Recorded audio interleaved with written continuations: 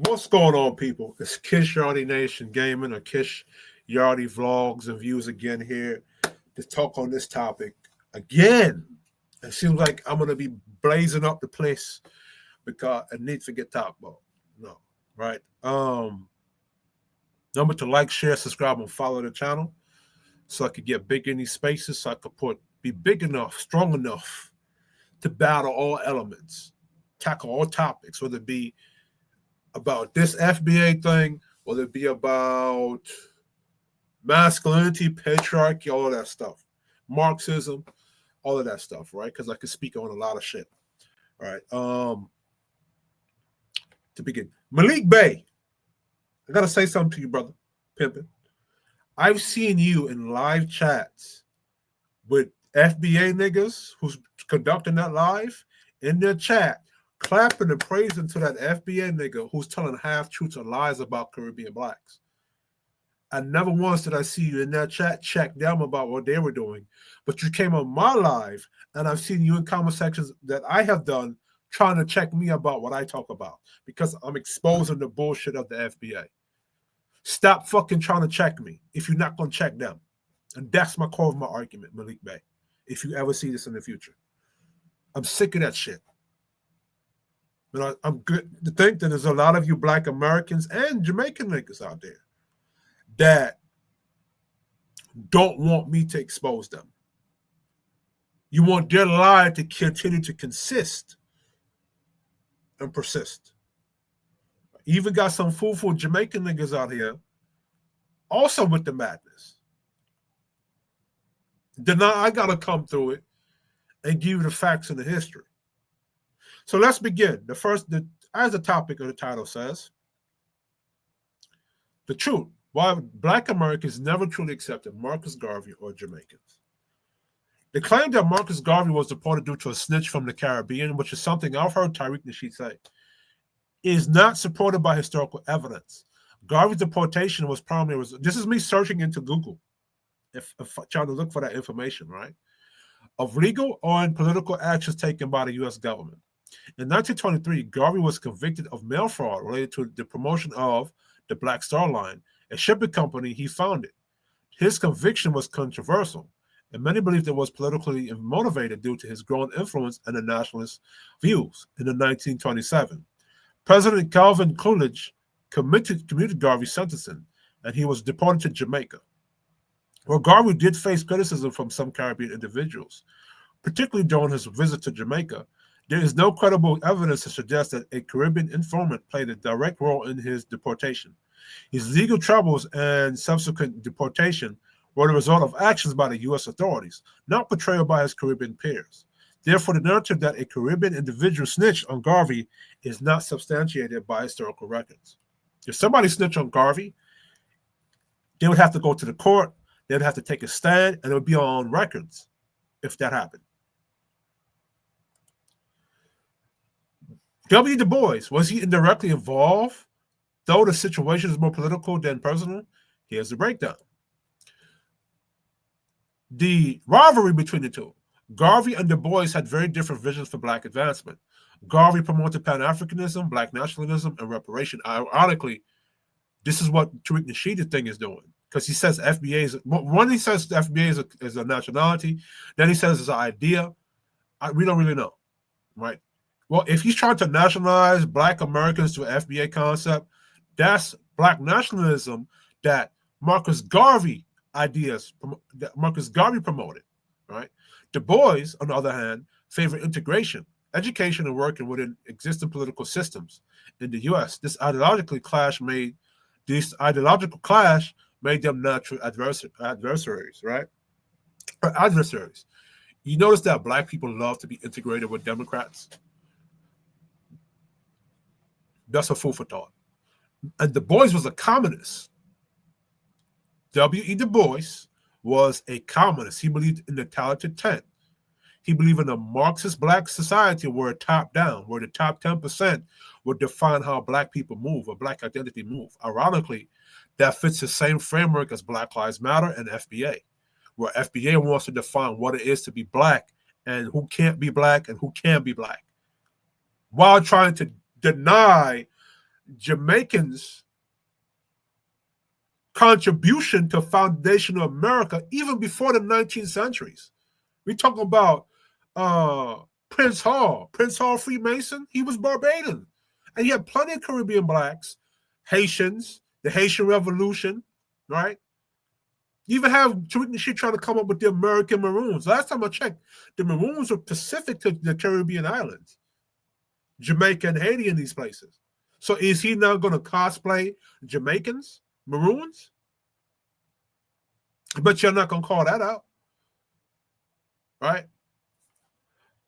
Du Bois and the U.S. government, Du Bois publicly criticized Garvey, questioning the legitimacy of some of his ventures, like the Black Star Line, and expressing concern over Garvey's influence and methods.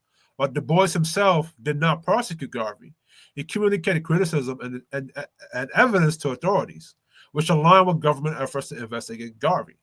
Government action, the U.S. government, particularly the Justice Department under J. Edgar Hoover, was watching Garvey closely.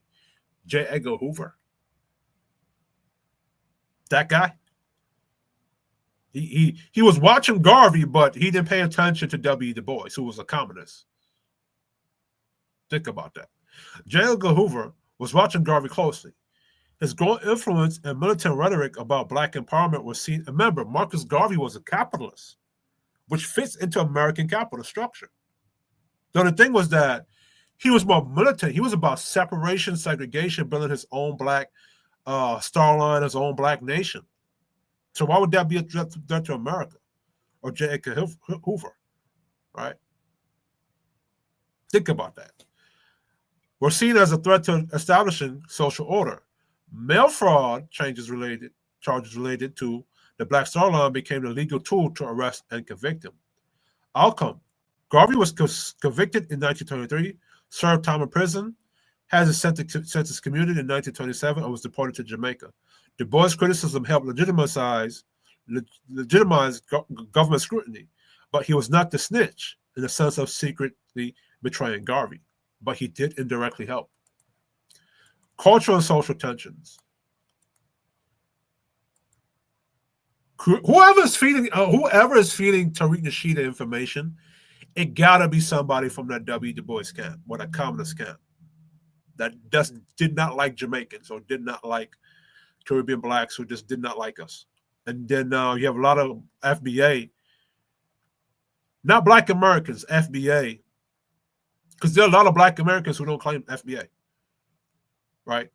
And what's funny is now, if you try to call, what's funny about FBA is they try to attach their label to anybody, but if you reject that label, they call you a tether. You know what I'm saying? But if you call them an African American and you call them a label they don't agree with, they will, I want to say, what's the word I want to use that's censored for YouTube? They will come at you crazy if you try to call them anything else but an FBA. But they can run around with that label called other people FBA who don't want to identify with it. Caribbean immigrants like Marcus Garvey were often viewed as outsiders by U.S.-born African Americans, sometimes called Negroes at the time. Garvey-style rhetoric and Pan-Africanist ideology were sometimes seen as foreign or extreme. Many African Americans were focused on integration, civil rights within the U.S. So how the fuck did Tariq Nasheed and the rest of the FBA say we embrace Marcus Garvey? We embraced his movement. But clearly there were plenty of you Black Americans or FBA, even part of the civil rights struggle, that did not agree with that and saw that this as extreme, right? Many African Americans were focused on integration, civil rights within the U.S. and economic advancement. Remember, I said many. So many of you did not agree with Garvey's or embrace him. While Garvey's preached separation, Black self-reliance, and even repatriation to Africa, this ideological difference created friction. The role of the Black elites. Prominent Black leaders including W.E.B. Du Bois, James Weldon Johnson, and others in the NAACP were openly critical of Garvey. They attacked Garvey for alleged financial mismanagement of the Black Star Line, his authoritarian style in the UNIA, Universal Negro Improvement Association, promoting ideas they feared were impractical or damaging to African Americans in the U.S., saying that Black Americans should have their own banks, their own businesses like a Black Wall Street is detrimental. I think y'all linking up or integrating with especially the Democratic left, is what's been the most detrimental. And the proof is evident today. These elites have social, political, and economic influence in Black communities. Remember, the 94 crime bill was pushed by the Black caucus, Black Democrats. These elites have social, political, and economic influence in Black communities, which affected the public perception of Garvey. Garvey did have massive support in some African-American communities, particularly among working class and poor Black Americans who were drawn to his message of pride, empowerment, and global Black solidarity. So the correction, because what people don't know about Marcus Garvey history is Marcus Garvey, he also came from a poor working class family in Jamaica. A lot of those families in Jamaica, they were like dock workers, apprentices, tradesmen, because after slavery in Jamaica, I might want to add to a lot of you ignorant FBA, the word nigger is not exclusive to Black Americans. If you go to a lot of the shipping manifests in Jamaica, you'll see the word Negro or nigger on the shipping manifest to mark the slaves. So I just want to put that in there. But anyway, a lot of the Caribbean Blacks, a lot of them were poor working class.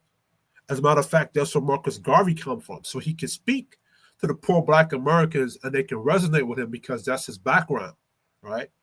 So the correction should be, he might have had some massive support from the more grassroots, the more poor Black Americans. But the elite Black Americans, like the W.E.B, Du Bois, the Marxists, the bourgeoisies, other people, he didn't resonate with them, right? Estimates suggest the UNA had hundreds of thousands of members in the 1920s, but the support was not uniform. Many African Americans were skeptical or indifferent, and local Black leaders often actively discouraged. Many African Americans were skeptical or indifferent, and local Black leaders often actively discouraged their communities from following Garvey. Media and institutional barriers. African American newspapers like those affiliated with Du Bois and the NAACP were often hostile to Garvey. Mainstream Black institutions, churches, and schools sometimes refused to host UNI meetings, making organizing more difficult. So that's gatekeeping. Back then in the 1920s. Historically, Black Americans were divided on Garvey. He was celebrated by a segment of the community, but rejected or criticized by the Black elite or other African Americans who disagreed with his methods or ideology. Caribbean Black immigrants like Garvey often faced a layered skepticism. First as immigrants, second as outsiders with radical ideas, and third as someone challenging the strategies of existing Black leadership in the U.S. Now, to Caribbean Blacks, this is me being objective, right? Honestly, you're into their house. Technically, you're into a white people house at this time. And, if Black Americans want to take their direction somewhere, you really can't try to disrupt or change that situation. You might, maybe at this time, you could have said something for Caribbean Blacks or set aside for Caribbean Blacks. But at the time, Black Americans would still look at y'all as not being part of them. If Marcus Garvey had came there and he wanted to separate himself and the Caribbean Blacks so Black Americans would do their own thing, Black Americans it would be a different story now. The Black Americans then would have said, well, he didn't want to be part of our struggle. But at the same time, you're gatekeeping it because you don't agree with the Caribbean Black ideology of freedom and leadership.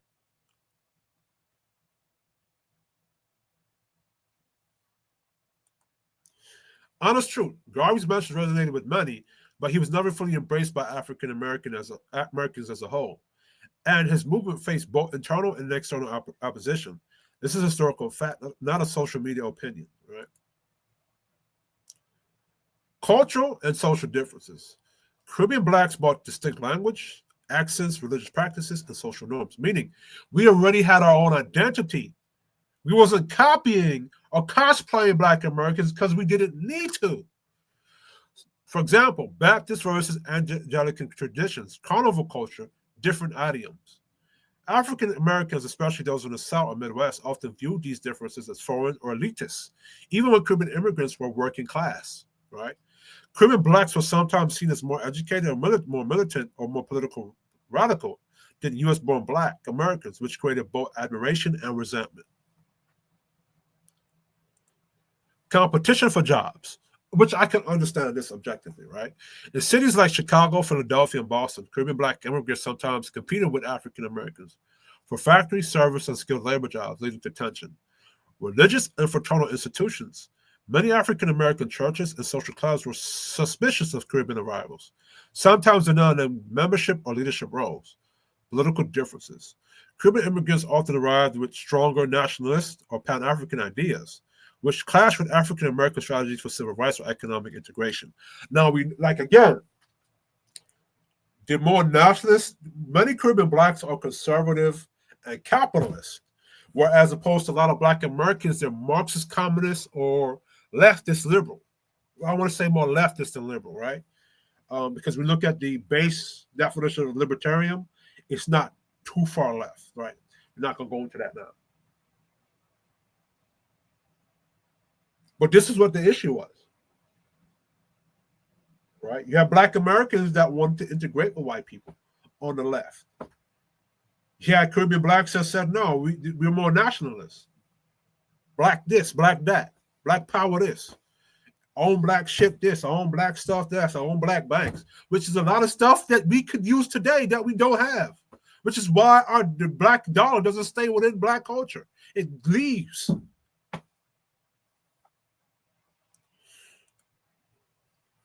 Historian Winston James and others document a social hierarchy within Black communities.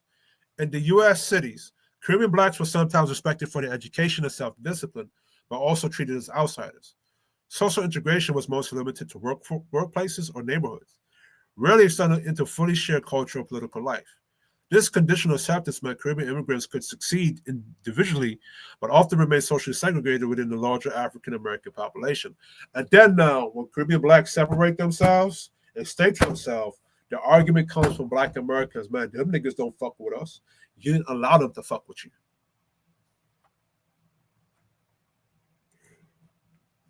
In the South, Midwest, and smaller towns, Caribbean Blacks were very isolated. African Americans in these regions, right, had limited exposure to Caribbean culture, often viewed Caribbean immigrants with skepticism or wariness, seeing them as strangers to the shared Black American struggle.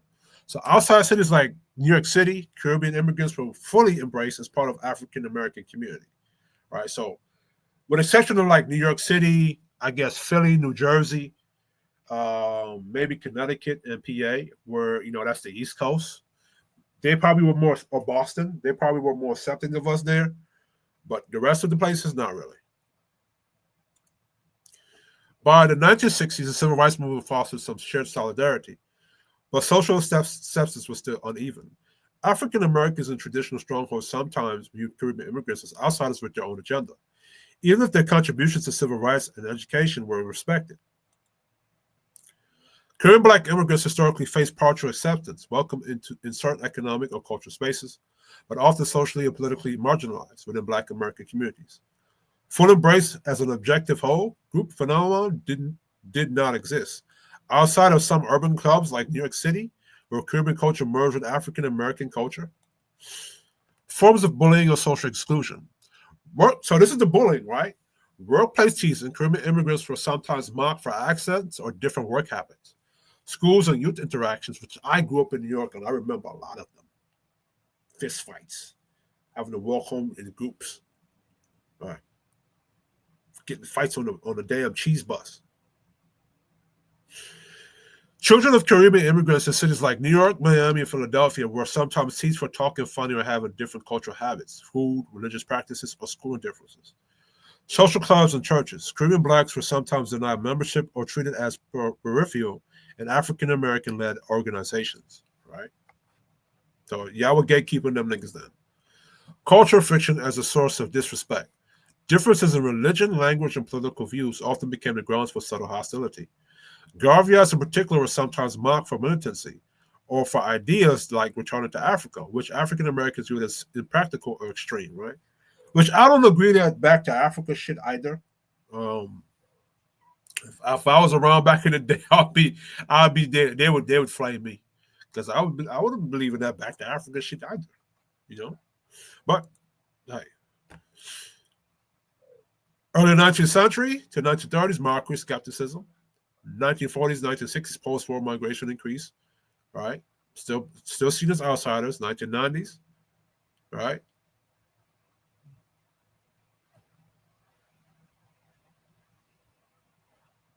Right.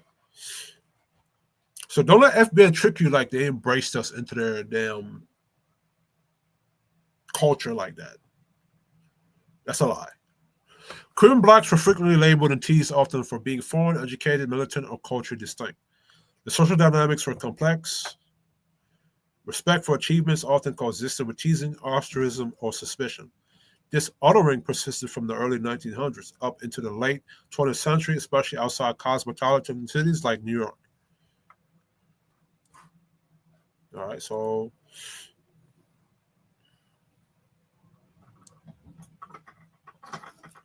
let me go to this a little bit. That's a little bit of bonus. I already did a video on this earlier about how Caribbean blacks added to the black identity of New York.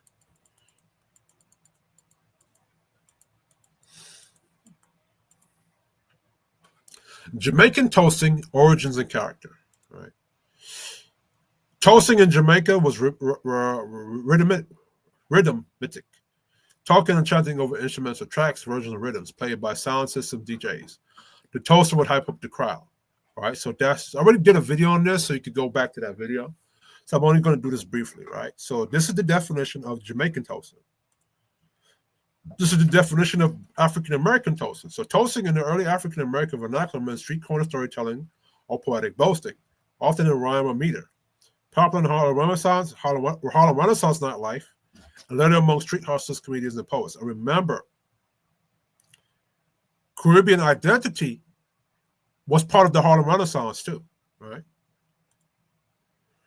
When Caribbean immigrants, especially Jamaicans, came to New York in the late 1960s to 70s, they brought sound system culture with them. DJ Kool Herc, a Jamaican immigrant from Kingston, began playing instrumental breaks at Bronx block parties. Herc used two turntables to extend and talk rhythmically over them, just like Jamaican toasting, hyping up the crowd. Local Black American youth, many descendants of Great Migration, added rhythm patterns and wordplay from African American toasting tradition. So it was two same toasting tree, developed differently from African retention, both of them unique and distinct of each other, and then coming back together in New York to fuse.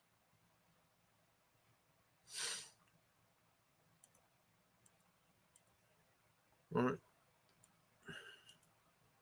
So this is the difference between Jamaican toasting and African American toasting. All right.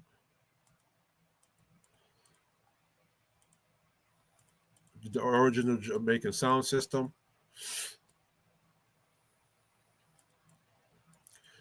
So yes, I'll give Black Americans this because I'm not a liar or whatever, right? Jamaican youth heard Black American R&B and jumping blues on radio broadcasts from New Orleans, Miami, and New York. Which New Orleans had what? Haitian culture, Creole culture. Miami had who? Haitian Jamaican culture. New York had already who by this time? Caribbean culture, right? They were inspired by the sound and energy, but Jamaica had limited access to live bands or big clubs, so they wanted to recreate the feeling of those records locally. Because records were scarce, they built custom amplifiers and huge speakers. Engineering innovation. They added selectors, record choosers, and toasters. Vocal hype men. Performance innovation. Later producers began pressing instrumental versions for DJs to toast over. Musical innovation. Out of that process came ska, rocksteady, reggae, and dub, all unique Jamaican inventions. In other words, say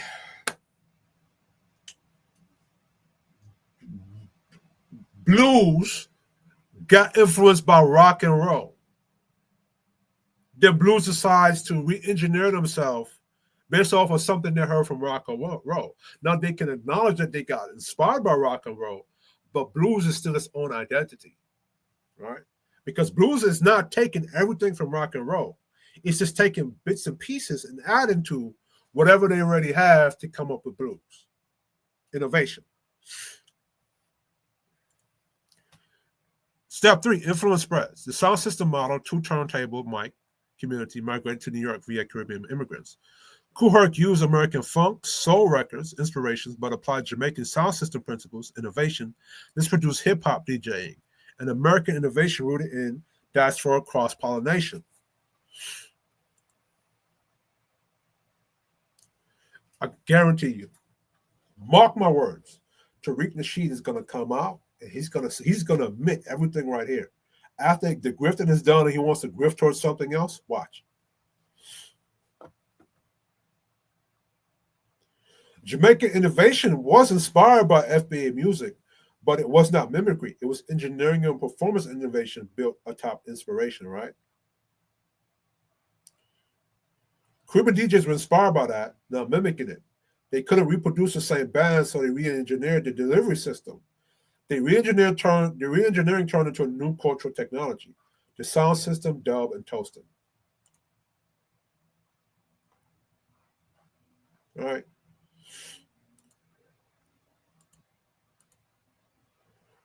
Right? Bragging, chanting over beat, instrumental, often improvised and stylized, will later influence rap and MCing, right?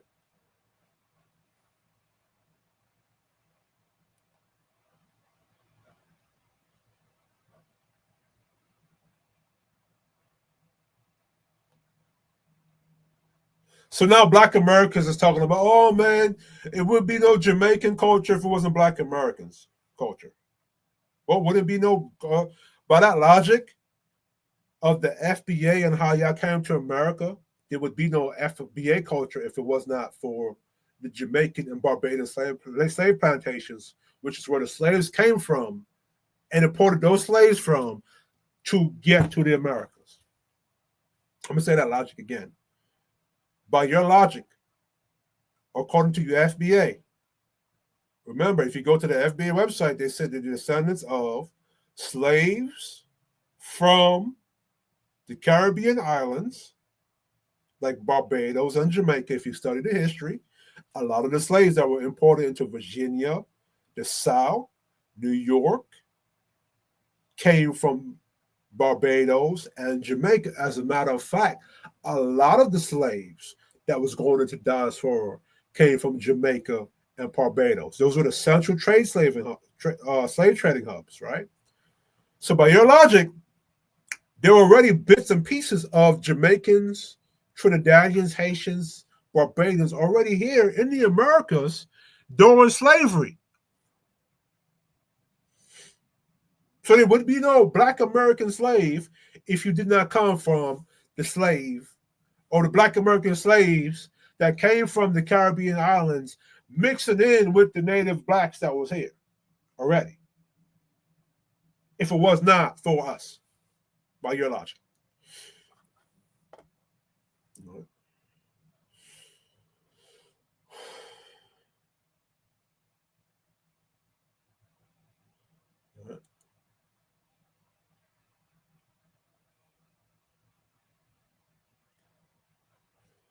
So I will give Black Americans their credit, right?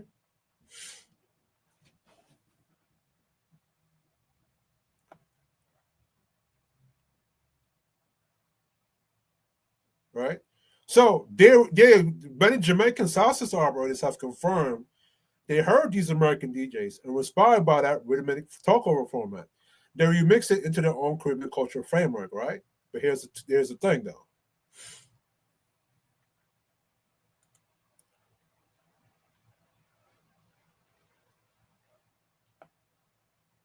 Right? We're not denying it.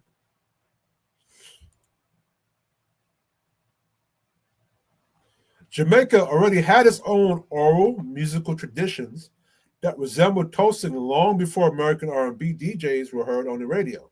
But those older Jamaican traditions weren't yet called toasting. They were cultural predecessors that naturally evolved into toasting, right? So pre-radio Jamaican oral traditions. Before the 1940s and 1950s radio era, Jamaica already had rich verbal performance traditions. They used rhythm, bragging, and storytelling, all the DNA of toasting. Examples: mental singers, the precursor to reggae; folk entertainers who use humor, improvisation, and call and response lyrics; chatting or preaching, tradition. In Jamaica street culture, the church settings, performers and preachers rhythmically talk their message with the rhyme and melody. Sound class culture roots. Even before the modern sound system, Junkanu parades and street competitions involved chanting, boasting, and lyrical battles. Anansi storytelling. A lot of the Kumpanansi that you saw in American Gods, that comes from the Caribbean pantheon, right? Anansi is a very popular African folklore story in Jamaican, Trinidadian, and Caribbean culture, right? A lot of you Black Americans like to cosplay and take. Anansi storytelling, African-derived folk tales told in rhythmic, dramatic speech, keeping the oral performance art alive. So the speech over rhythm or rhyme wasn't important. It was part of Jamaica's cultural base, rooted in West African oral performance tradition. It was already there. What changed after hearing U.S. radio? When U.S. Black radio DJs like Jacko Henderson started broadcasting from Miami, New Orleans, and New York, their rhythmic rhyming pattern reached Jamaican listeners via shortwave radio. What happened next wasn't copying, it was fusion. Jamaican DJs recognized something familiar in that style because it resembled their own verbal culture. They merged that American broadcast cadence with their local patois, crowd hyping, and African call and response. That hybridization gave birth to modern toasting, the version done by Count Muchu, I think that's a Japanese name, Uroy Kingston, and others in the 1950s and 60s. So yes, Jamaican toasting had deep indigenous roots, and the American radio style acted as a catalyst that helped evolve into a more polished, record-based performance art. Jamaicans didn't copy toasting; they codified and named it. The style existed in Jamaican DNA through African roots. The structure was sharpened by exposure to American R&B DJs. The final innovation toasting, as we know it, is uniquely Jamaican. So the first historical position is this: the idea of rhythmic talking came from African oral culture, lived through Jamaican folk tradition, was influenced by African American DJs, and was perfected in Jamaica as toasting before being reborn in Bronx as rap. Right? So it's a fusion of both. Right? Jamaican already had the unique style of toasting. They heard something on the radio from American R&B DJs, fused it, brought it to New York, and it became something different. Innovation. This part, the drum and shit. African roots preserved more directly. In the Caribbean, particularly Jamaica, Trinidad, Haiti, Cuba, and Barbados, enslaved Africans retained a much stronger connection to African drum culture than the U.S. Why? Because the island's plantation systems and demographics were different.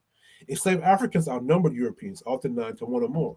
These allowed African religions, musical, and linguistic traditions to survive intact longer. So while drumming was largely suppressed and outlawed in the U.S., especially after the Stonewall Rebellion in 1739, it thrived on the ground and publicly in the Caribbean. Pre-modern Caribbean drum types before American drum kits. Each island developed its own drum culture long before the 20th century R&B radio. Jamaica had burr drums used in maroon communities and for ceremonial communication. So let me show you what those look like.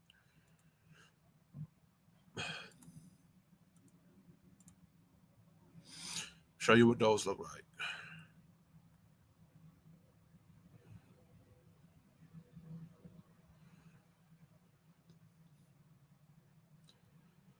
Show you what those look like.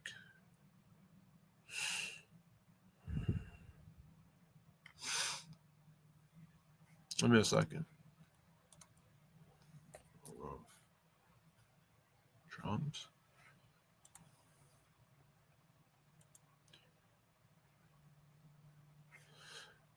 All right, so now I can share it.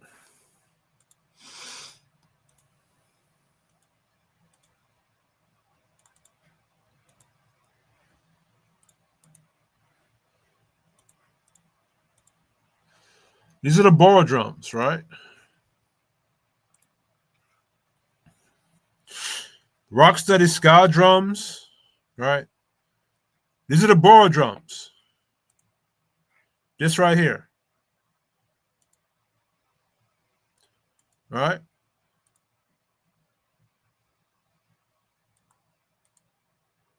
Look at this.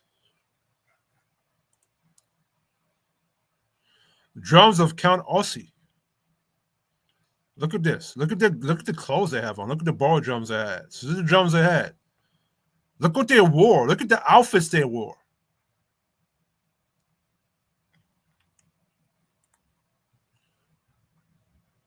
Look at he playing the trumpet.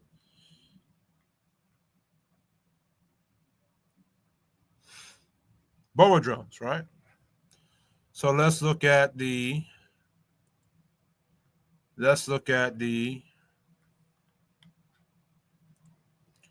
Nyabingi drums.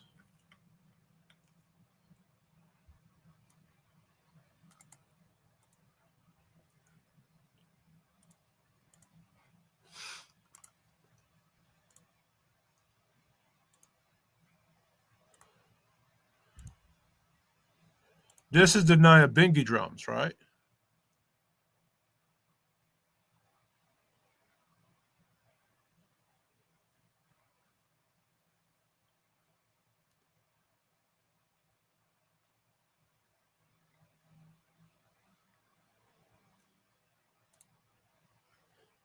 Look at that.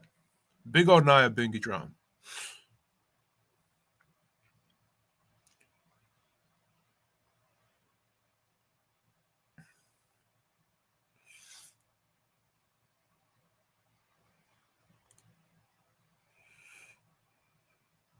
All right. Let's go. Let's look at mental instruments, right?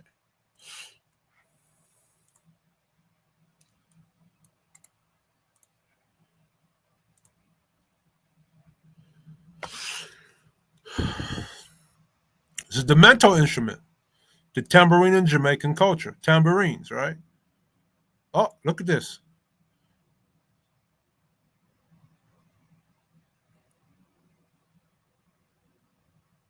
All right, so I guess this is different.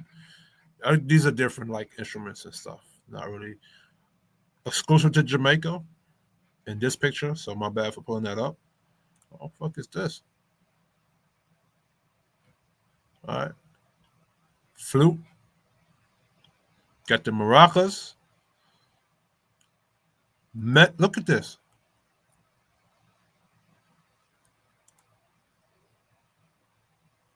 Look what they have on.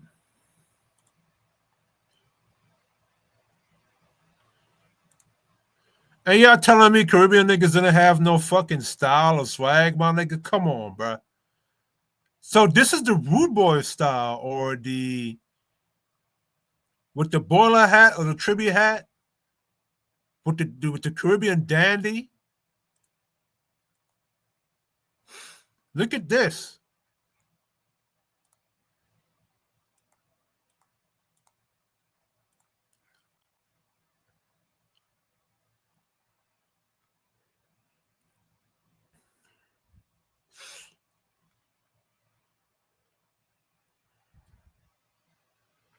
All right.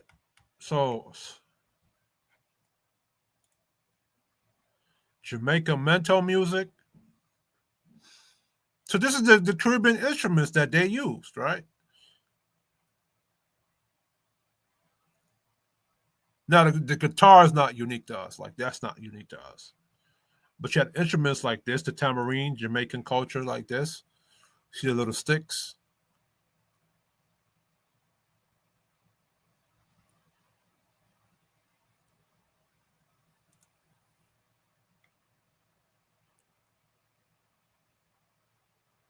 All right, so we had stuff unique to our culture already, right?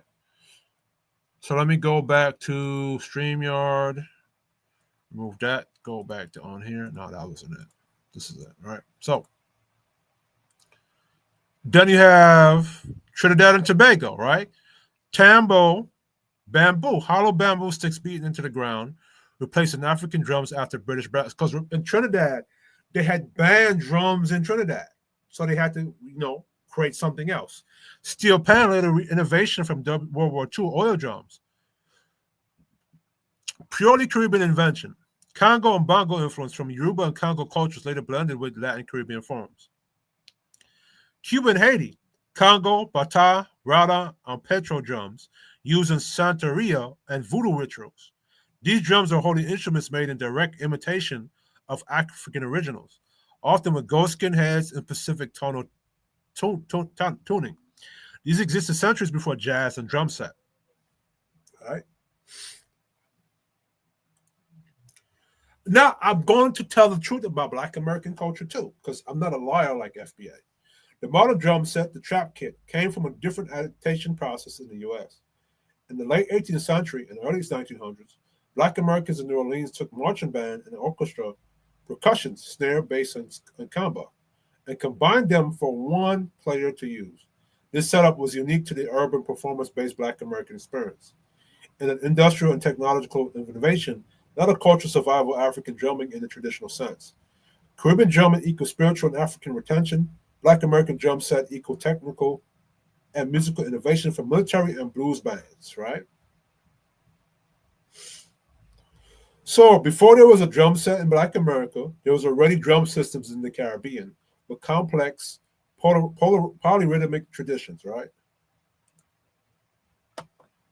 Caribbean blacks did not copy or wait for Black Americans to invent the drum set.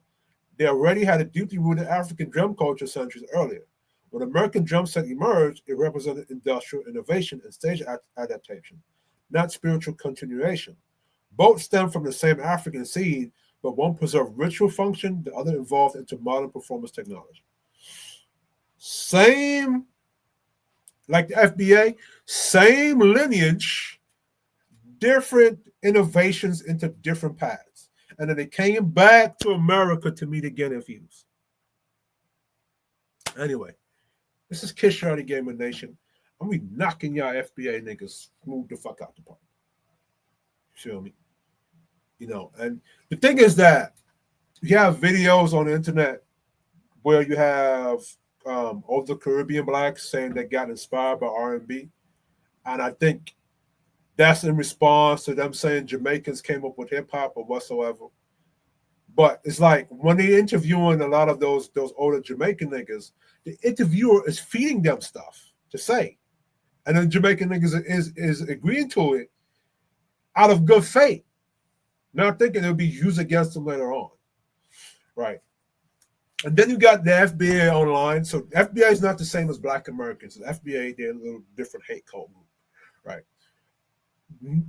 First, they was trying to say that Jamaican niggas was responsible for everything bad going on in Black America when it comes to drugs and gangbanging. Even though Crips and Bloods are Black Americans, Folk, GD, all of them is Black Americans.